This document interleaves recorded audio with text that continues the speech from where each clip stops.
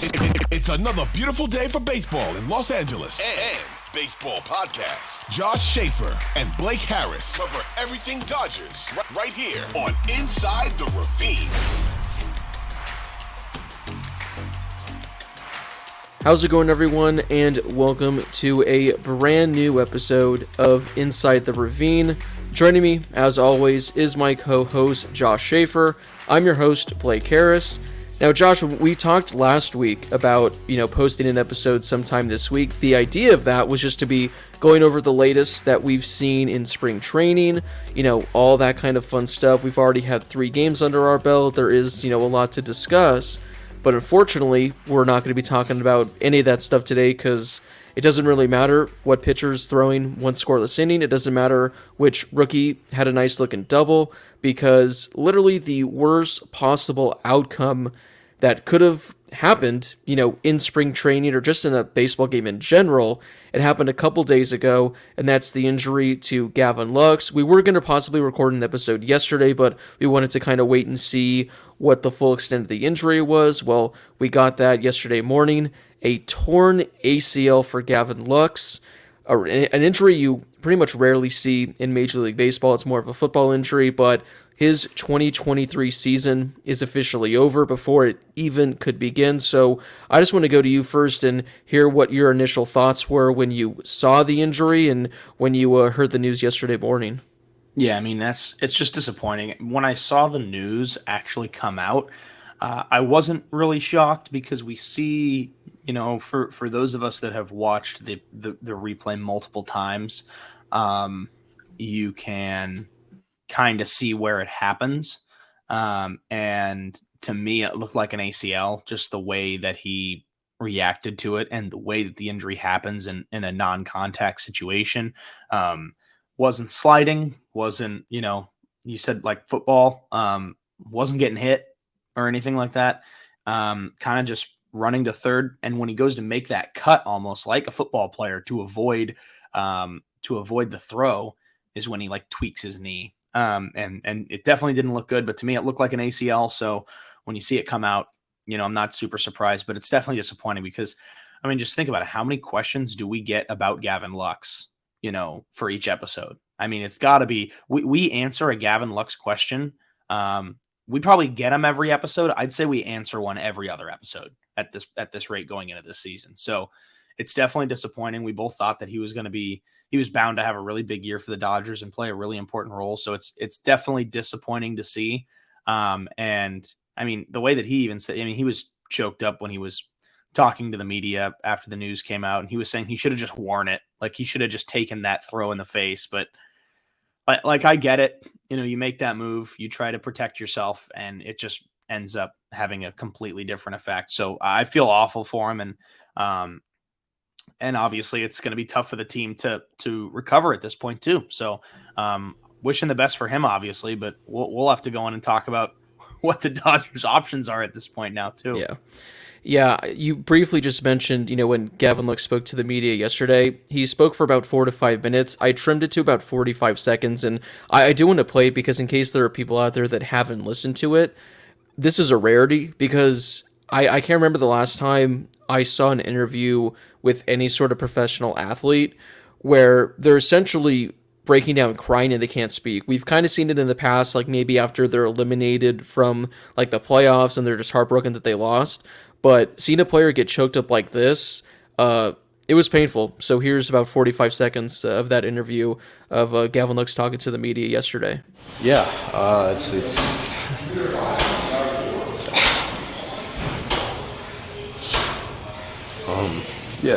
it's heartbreaking, you put in a lot of time and work and, really enjoy the guys in the clubhouse, and the hardest part is just not being able to be on the field for sure. I feel like pretty much everybody has came up to me and, give me a hug, and it just shows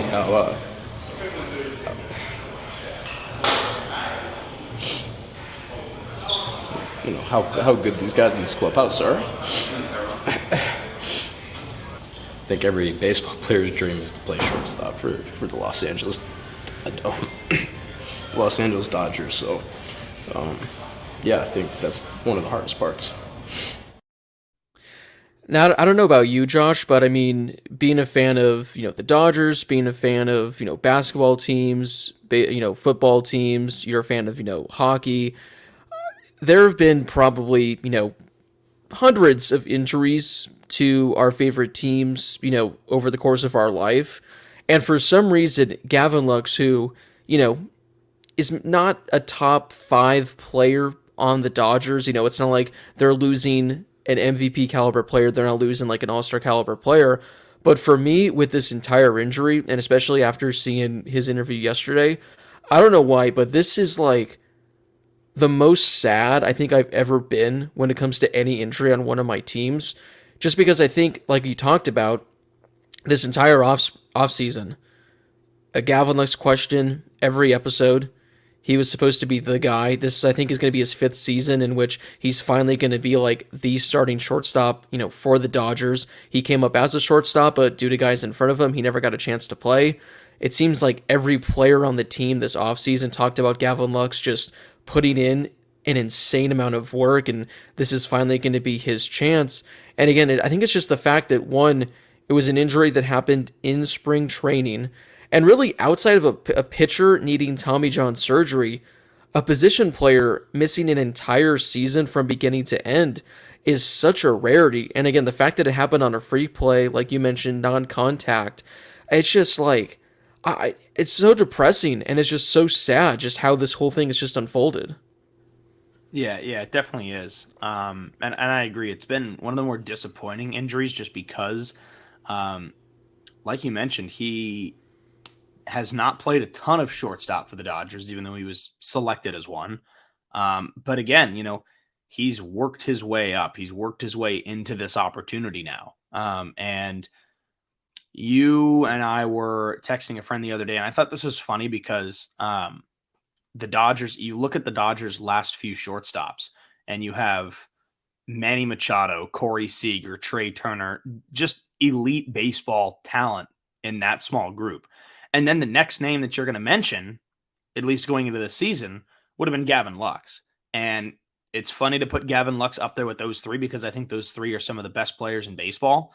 I don't know if Lux is there yet, but that shows his trajectory, I think, of where he's gone, of the guys that he's had to sit behind to get his opportunity.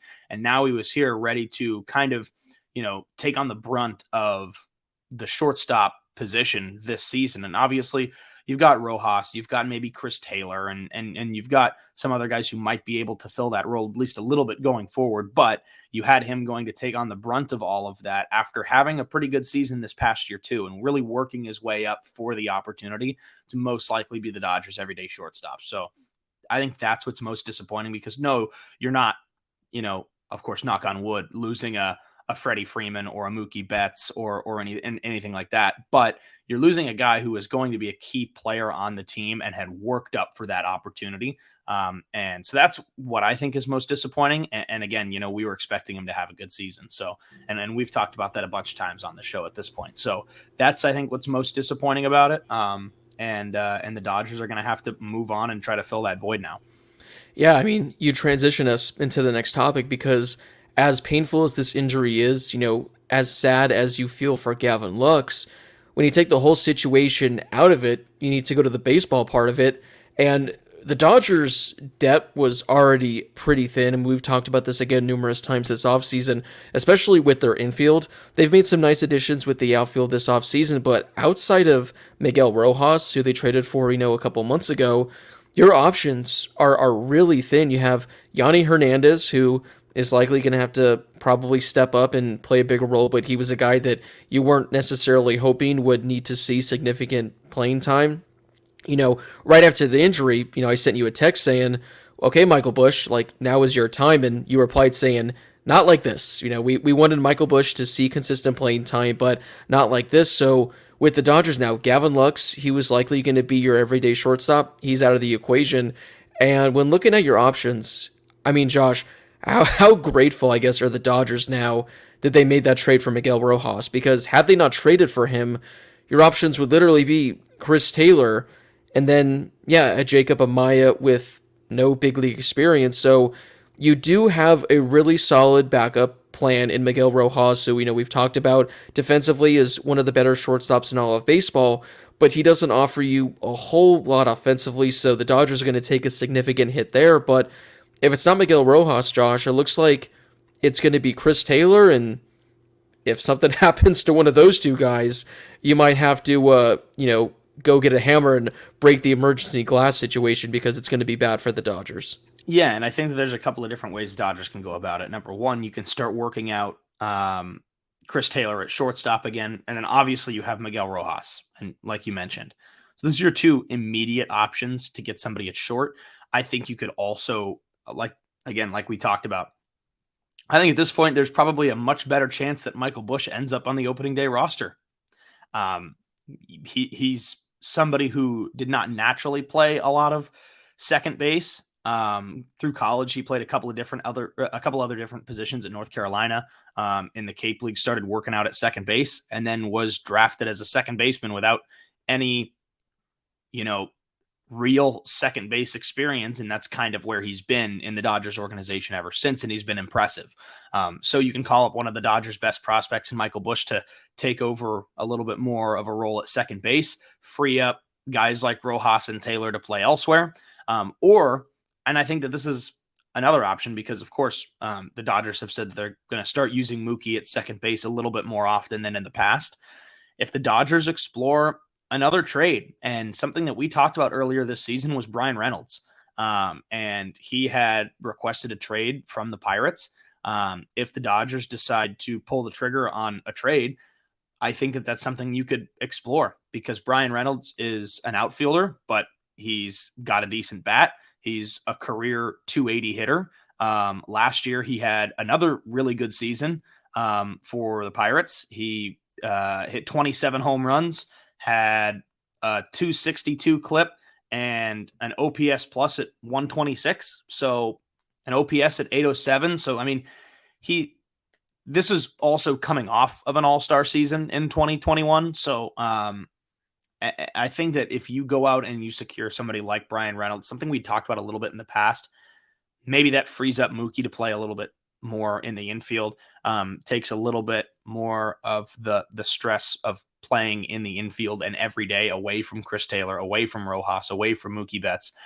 That's something they could do. But again, when we had first talked about the Brian Reynolds option, you and I both kind of said maybe pump the brakes a little bit. So maybe see where you're at mid-season before you jump on a move like that. So, and I'm still kind of on that train a little bit here of kind of see what happens at the start of the season and then maybe start exploring a move later on. Yeah, I mean, you could get really, deep into trade talks with a variety of players. I mean, obviously a lot of people are saying they could trade for a shortstop. I'm not sure how many shortstops are available because, Josh, I went and looked at the free agents currently available. And it is disgusting. It's sparse. It's like hide the children. Like they're coming through the back door, hide the children. You want to make sure your children are safe. That's how scary it is to look at. So free agency wise, I don't think they're going to make a move. But like you said, maybe kind of thinking outside the box. You don't have to necessarily trade for a shortstop, but Dave Roberts did talk about Mookie Betts now potentially seeing more time at second base. Another thing we talked about this offseason, Mookie has said he's willing in the future to come in and play second base, which is his natural position. So let's say the Dodgers opt to play Mookie more at second base. Well, Miguel Vargas, he does have experience in left field. You can now shift him to left field. And, if the Dodgers acquire Brian Reynolds, put him in center field and then put, Trace Thompson, James Outman, Jason Hayward, you can put them in right field. So there's a lot of different configurations the Dodgers can't do if they opt to go down the route of trading for someone. I don't think they necessarily have to, but yeah, the scary thing is, and I saw this, on Twitter yesterday, it's the fact that the depth was already going to be tested, but if something were to happen to Chris Taylor or to Miguel Rojas, it's going to be a really bad situation because the Dodgers don't have anyone in the minors that is MLB ready that can play shortstop. Now, I don't know Miguel Vargas, Michael Busch. I don't know what kind of experience they have necessarily at shortstop. Maybe the Dodgers opt to potentially, let them learn the position a little. But this is just an injury that really hurts the Dodgers overall. And it's going to be interesting. I guess the only silver lining, Josh, if you can even find one with this Gavin Lux injury, is the fact that it happened in only the third game of spring, where had this been, opening day is literally 2 or 3 days away, you're kind of screwed because now you have to enter the season where you're going to be experimenting with a lot of different options. Now, at least the Dodgers, they have 4 weeks where they can experiment guys, in different positions. I think Chris Taylor is going to be a shortstop today. Miguel Rojas was there yesterday. In spring training, you can put a guy like Michael Busch at shortstop and just see how it goes. I mean, I remember a couple years ago, I think they put Gavin Lux at third base just to see how that experiment would happen, and that was during the regular season. Obviously, it didn't work, but they experimented him there for a couple games. The Jog Peterson first base experience a couple years ago, that didn't go well, but they still experimented for a couple of games, so maybe the Dodgers opt to do something like that there, but Miguel Rojas, he's going to have to step up. Chris Taylor's going to have to step up. Michael Busch, who we talked about, likely wasn't going to be on the opening day roster. He's probably looking at a roster spot now, and he's going to have to step up. So there are going to be a lot of guys that the Dodgers are going to have to ask even more from, with the injury to Gavin Lux. And one other thing that I wanted to mention, Josh, this was actually going to be, had the injury not happened, one of my main talking points I would have wanted to hear your thoughts on for whenever our next episode was going to be. And that was the fact that Mookie Betts, I don't know if you heard this the other day, pretty much came out and said, I don't care about hitting leadoff anymore. Like, that's something I wanted to do when I came over here in 2020, but I'm at the point now in my career, I don't necessarily care when to hit leadoff. And I was going to say, Gavin Lux would be the ideal leadoff candidate. And I even, wrote an article the morning of saying, if it's not Mookie Betts, it needs to be Gavin Lux because he gets on base, he has speed, he can steal bases, he's the kind of guy you want as your leadoff hitter. But with Gavin Lux injured now, Josh, I don't know if there's anyone that you could think of that could be a potential leadoff candidate because it kind of started and ended with Gavin Lux for me.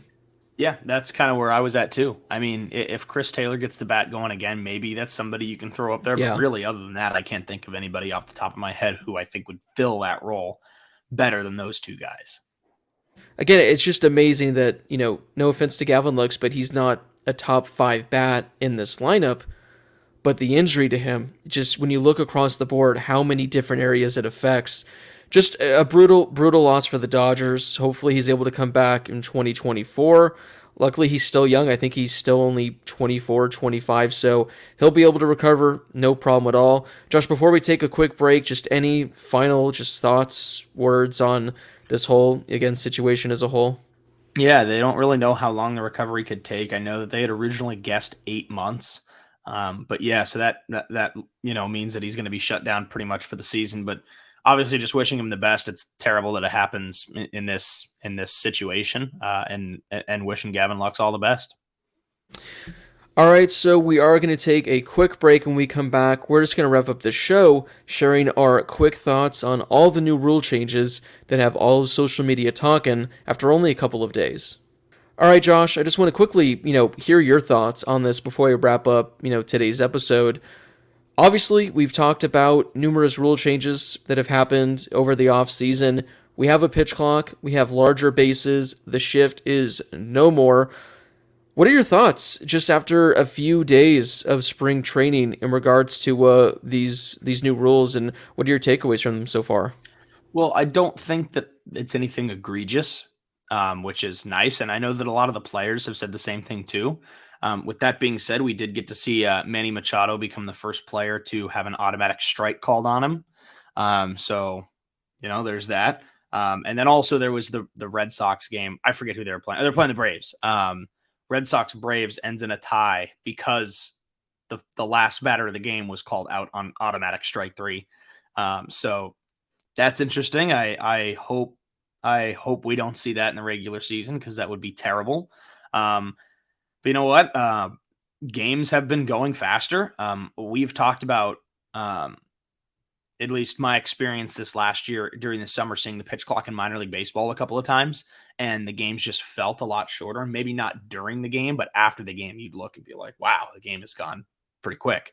And last year, minor league games across all of minor league baseball were cut by an average of 25 minutes. And so far through the spring, games have been cut by an average of 20 minutes for this year's spring training. So I think that's great.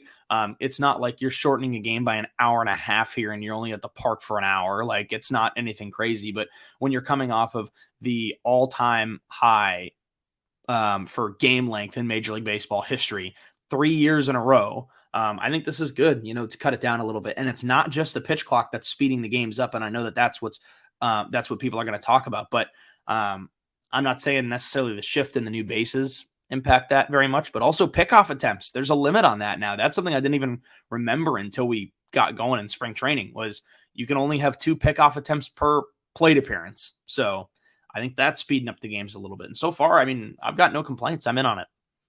Yeah, I mean, I think it's too early to really see a difference in regards to the shift, in regards to the bases. I like them both. I'm in favor. Like you said, the pickoff one, I think it's, if you don't get, the third attempt, I think if you don't get them, they get to advance a base, which I think is great because I hate those at bats when there's like 8 pickoff attempts. But I'm a fan so far of the pitch clock. I do think that it's going to take some time still to get used to.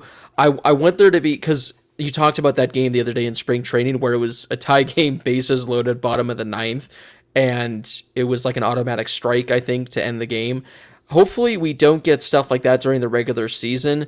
Maybe if they can somehow, I'm sure by then players aren't even going to deal with it. Like, we're not going to have something like that during the regular season, but I would hate for there to be a situation like that actually matter. So maybe something like if there's a full count, the pitch clock goes away. And I would also like to see, because it seems like the number one issue in regards to the pitch clock is on the very first pitch, just because no player really understands how much time they have when they come from, the on-deck circle to get into the box. There's some confusion there. So maybe if they took the pitch clock away for the very first pitch, and then, again, if there's like a full count, because I don't think that there should be a strikeout or a walk via the pitch clock, but I get you have to enforce it some way. But I'm on board because, Josh, these games, baseball games, I know, like you said, they've been like averaging over 3 hours and 10 minutes the last couple of years. It's been getting absurd. I don't know about you, but having these games last 2.5 hours is fantastic. I absolutely love it. I think there was a Dodger game the other day that was 2 hours and 20 minutes long. I know a lot of people out there are like, oh, you can't speed up baseball. Like, that's the beauty of it. I don't know about you, Josh, but unless I'm sitting like dugout club, unlimited food and drinks right behind home plate, I don't want to be sitting at Dodger Stadium watching a 3.5 to 4 hour game. Unless it's a playoff game, that's fine. But I don't want to be watching a 3.5 to 4 hour regular season 9-inning game. Look, I don't want that. As long as I'm there long enough for the $30 parking to be worth it. Yes. That's how I see it. As long as the game is long enough for the $30 parking fee to be completely worth it, then I'm there. I'm here for it. So I'll pay the $10 for a beer. I'll pay the $8 for the small Dodger dog, like whatever it is. Like I'll pay all that, no question. I'll do that. But then again, I'm not going to do that multiple times in one game. I'm just not that kind of guy that's going to go get multiple hot dogs at a game, that's going to go get an ice cream and then fries and then this and that. Like, I'll go and get my one thing at the game and then I'll grab a beverage and that's my day at the park. Like, I'm not going to keep going back. So if you are one of those types of people, and that's totally fine if you want to do that, but guess what? Saving money at this point because the game's shorter. So, I was going to say, you're going to have to start planning now, because when people go to Dodgers games, there are insane lines everywhere you go. And even then, like, there have been times where I just go to a game and I get in line to get a Dodger dog. I come back and the half inning's already gone. You might be missing a full inning now, so you got to go in with a strategic plan. You got to know, okay, I'm getting my Dodger dog, I'm getting my nachos, I'm getting my beer before the game starts. And that's it. We're tapping out. No more. Because it's at the point now, Josh, if you decide in the top of the second inning, I can go for a Dodger dog right now. You might be coming back and it's the bottom of the fourth. So I do think a lot of fans are going to have to work around this new, this new speed of the game, because it's a lot. And I kind of like it more because as well, it makes the at-bats more exciting, because I don't know if you saw that clip, Josh, of Pedro Baez from a couple years ago. Yeah. And I think it was like a side. It with Landon Knack. It's unbelievable. Now, I'm not, going to make a, situation to Pedro Baez, but there are a number of pitchers out there where they could throw 5 pitches in one at bat, and it's a 2-minute at bat. And you're on your phone, you're scrolling, and there's 30 seconds that have gone by and there's not going to be a pitch. Now it's kind of like every 10 to 15 seconds there's a pitch, so you kind of got to be more aware. So I got no problem if games are 2 hours and 20 minutes, 2 hours and 30 minutes. We're still getting the same amount of production. We're still getting the same amount of excitement. We're just speeding it up just a little. And Josh, I wanted to hear a quick thought on your end. As a broadcaster who's had to broadcast hundreds of baseball games, what would your thoughts be instead of having to call a 3.5 hour game, only having to call a 2.5 hour game? Well, I think that's great because a lot of my experience was in the Cape League with guys like Michael Bush. And we were in a nice town, a vacation town. There were a lot of not many big restaurants. Everything was very local. So, if it's Tuesday and your game's at 7, game's 3 hours long, guess what? Everything in town's closed by the time you want to go out and get food after the game. So I'm all in on it. I'm a huge fan of that. And let me just say, you and I did a summer internship together doing baseball, and I was calling games, and those games were not very fun. They were not very good. So you could get by the 6th inning and you're like, can we just speed this up, please? So right. I'm in on it. I mean, the sport that I do now professionally has a clock, and it's great. Yeah, I was going to say, for other sports, there's a clock you're having to constantly talk about. For baseball, in my 1.5 games of experience, Josh, for that one time I called a few innings with you, and then one time at Arizona State, for some reason, the sports director, who I believe might just be your roommate, gave us the keys to call an Arizona State baseball game, and I will say, it is hard to just shoot it for 3.5 hours. I have always said, people are like, oh, hockey's got to be really hard, right? And I'm like, well, yeah, because it's fast, but I think baseball is way harder to do because pitch clock or not, you've got to have some filler. You've got to be a good storyteller. You've got to have good descriptors in your vocabulary. And it's hard to do alone sometimes. I've had to do that 100 times, but look, I mean, I think it's harder because you have to fill all that time. And you've got to keep somebody entertained that whole time. So that's what Vin Scully was great at. But now you add in the pitch clock and things are a little bit easier. Yeah. So, so far it's been only a few games. I really like it. I'm on board with it. I like speeding up the game. And like I said, we'll learn more about the shift, stolen bases, all that kind of stuff once we get more of a sample size. But I think everything overall is really going to help baseball out. So that does wrap it up for today's episode of Inside the Ravine. Unfortunately, we had to talk about something pretty sad. Hopefully the next episode, Josh, we're talking about storylines coming out of spring training. We're talking about players that are really emerging as potential, 40-man roster guys. And there's just better stuff to talk about than a season-ending injury after a few days of spring training. So before we part ways for this episode, Josh, any final words, final thoughts, final comments on your end? Yeah, hopefully something a little bit more interesting to talk about next week from a Dodgers perspective, we'll say. Yeah, so hopefully a lot more. Again, Dodgers essentially play every day, so stay tuned for all that kind of fun stuff. Make sure, if you guys haven't already, to follow us on social media, whatever app you use. We're on Twitter, Instagram, TikTok, and YouTube. Just go to the handle at Inside the Ravine. You guys can find us there. We're also on Odyssey Sports. You can find us on the Odyssey app. We are brought to you by Odyssey. We're also on Spotify. We're on Apple Podcasts, and pretty much any platform you guys get your podcast on, so make sure to find us there. For Josh Schaefer, this has been Blake Harris. Thank you guys so much for listening. And as always, we hope you enjoy the rest of your day, wherever you may be.